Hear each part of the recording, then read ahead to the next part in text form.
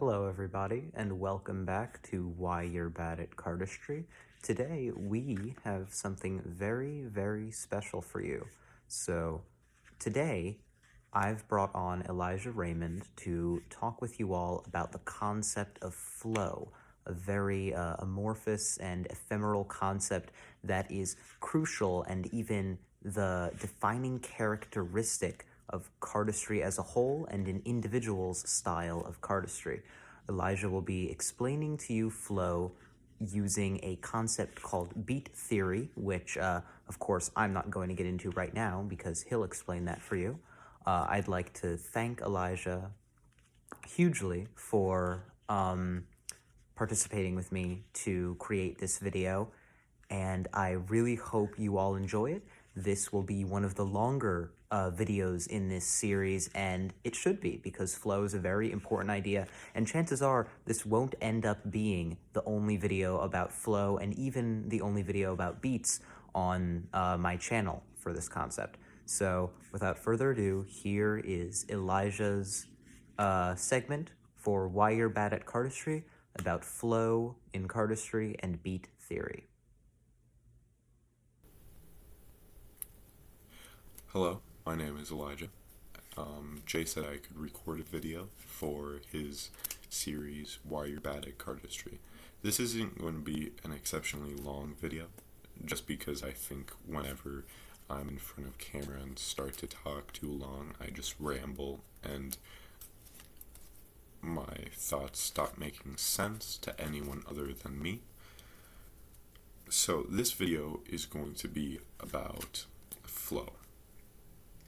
And I think it's going to be directed 90% to beginners who are just starting combos or making moves, and they're new to the process. A lot of beginners I've talked to have difficulty connecting movements in combos, so I think that's a great place to start off. So what I'm going to be introducing to a lot of people is the concept of beats, okay? And what I mean by that is, think music. I like to listen to music when I'm doing cardistry. I know a lot of other people do, and 9 times out of 10 when you see a performance video on the internet of cardistry, it's going to have some sort of music behind it, and more often than not, there are moves paired with certain parts of the music.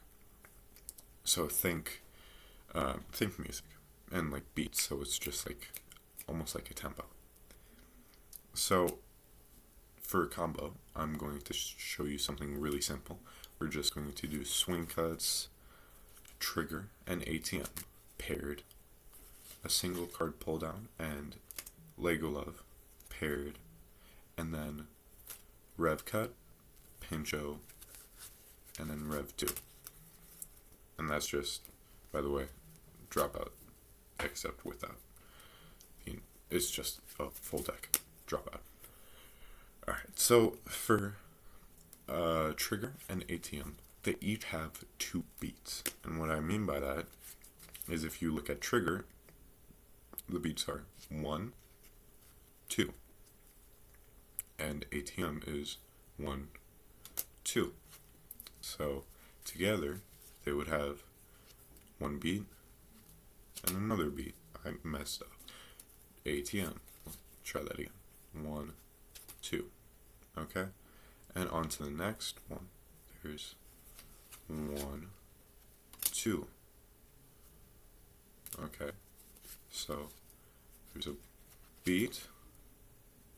Oh, I missed the first beat. Beat, beat, beat, beat. And with this, the second beat that's the first beat. Second beat is just this falling down back as a full deck. So this is beat, beat, that's 2 beats, beat, beat, and into this position for pincho.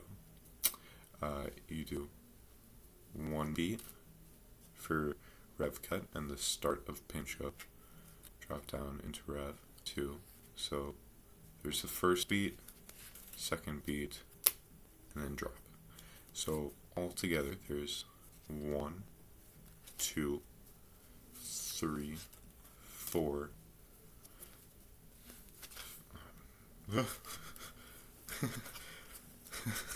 I'll start that over. That was 4, I believe. 5, 6, 7. One more time. That's 1, 2, 3, 4. I'm doing something else. This is 5, 6, 7. I'm just messing up everything, but you get the idea. Now, moving from combos and how you pair them together and into creating moves, which is something I think this concept is really great at being applied to. I think I remember seeing Carter in, I believe, the Fontaine Files with all the cardistry tutorials they dropped. It's like a year ago or something. I want to say Brace Face was the move that he talked about beats, and I was like, great, I'm not the only person that's ever thought of this concept. But he has like 1, 2, 3, 4, 5 beats in that move. And then also Will, but most people wouldn't recognize him as the Instagram handle Not British. He once told me in Jam that he doesn't apply. He tries to have the same number of beats in a move as the number of packets. So if he has 4 packets, he would have 4 beats. If he had 5 packets, he would have 5 beats. 5 beats. Yeah. So this is that's a great kind of rule of thumb. That doesn't have to be every move, but it's nice to follow by. Here's just a move I made like a year ago that's not exceptionally advanced, but it heavily shows beats, okay? So this is 1, 2, 3, 4, 5, and then 6, okay? So in fluid motion, that would be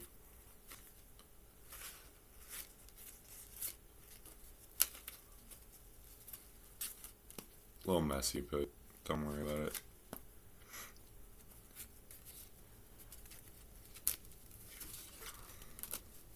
Why did I stop back? Okay. So when you're creating a move, try to think, how does this look and how will the movement work with flow? Now, that's kind of just my thoughts on that. I don't want to get too deep into it because I don't have a script for this video, and I feel halfway through I'm just gonna blank and stop talking, so we're not going down that rabbit hole. I also wanted to talk about, because it's related to flow, it's smoothness and how you can achieve that. Now, it's really related to the speed of each movement. Now, this can also be applied to combos, and I want to show you that, because, again, it's really easy to explain with combos. So, if I do the same thing I just did, right, that, if they all are at the same rate of speed, like the same speed, and they're all performed that same consistent speed, it looks better than if I do something like this, and then speed that, and then I do a really slow pincho and rev cut. It just does not look smooth. And this can be, I see this a lot with new beginners who are learning just a random move, and there is a hard, difficult part of the move that they do really slowly, but then there's a really easy part that they do as fast as possible. They do it as fast as humanly possible, and it makes zero sense in the move. If you're going to do the whole thing slow, do the whole thing slow. And if you're going to do the whole thing fast, do the whole thing fast. You can't just split it in half. That's what I'm trying to say. It doesn't make any sense, really.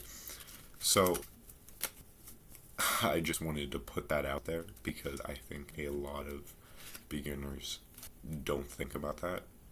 And then they practice that, and it becomes habit, and it just is not the best thing. But yeah, that's about all I wanted to really talk about in this video, at least that I can think of off the top of my head right now.